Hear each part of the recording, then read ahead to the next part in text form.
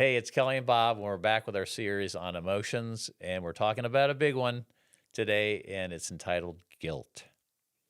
And I want to spend a minute with this one because I have spent most of my life with this one and I have not had a healthy relationship with it.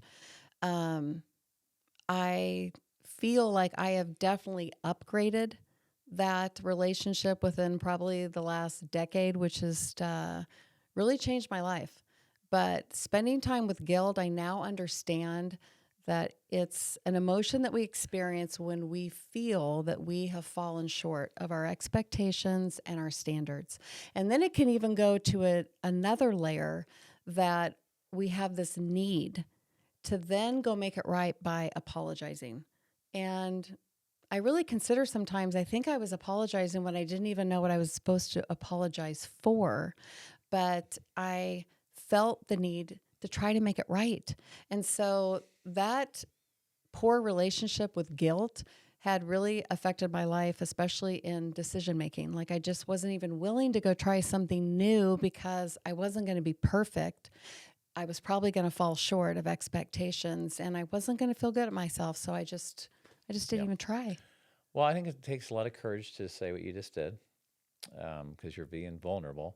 I think it, but when I think of this topic, I also think of this loop. It's kind of an endless loop we can get into where we're always questioning ourselves, doubting ourselves. Did I say the right thing? Did I do the right thing?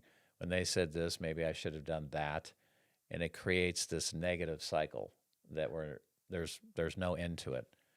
When you said that, like I literally felt this kind of energy or vibration in my body because it's a word that I really have removed from my vocabulary, and it's the word should.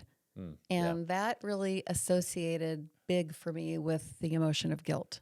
Yeah, there's somebody said we need to stop shooting on ourselves Mm. and go to more belief in ourselves.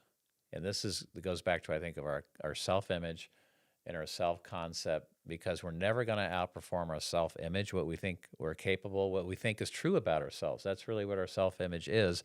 The good news is that you can upgrade and elevate your self-image at any time. It's always possible. And I think as we start to grow in our understanding of who we truly are, Hmm. then we stop this questioning all the time, this loop that we can get into. Well, I'm actually celebrating in my mind as I'm thinking about it because I really can't remember the last time I did feel guilty.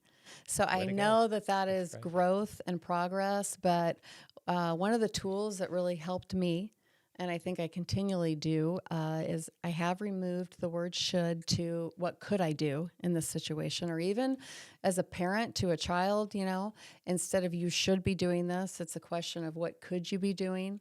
Right. And I think when I really let go of what worrying about what people thought of me, that's Mm. when I changed my relationship with guilt. That has to feel like dropping a piano off your back. Yeah, it does. Yeah. And I think I've heard you say too, instead of should, what would have been a better choice here? Hmm. You've used that on me, as a matter of fact. So I'm not saying we're not going to screw things up because we have. I think it's just choosing a different emotion with understanding around it, is what you're saying. Well, I think it's also, the awareness that I know that those mistakes, if you want to call them mistakes, which I probably did in the past, I call them lessons now. Yeah. And I know that they're here to teach me. So this idea that everything's happening for us, not to us. Mm. It's what do we need to learn?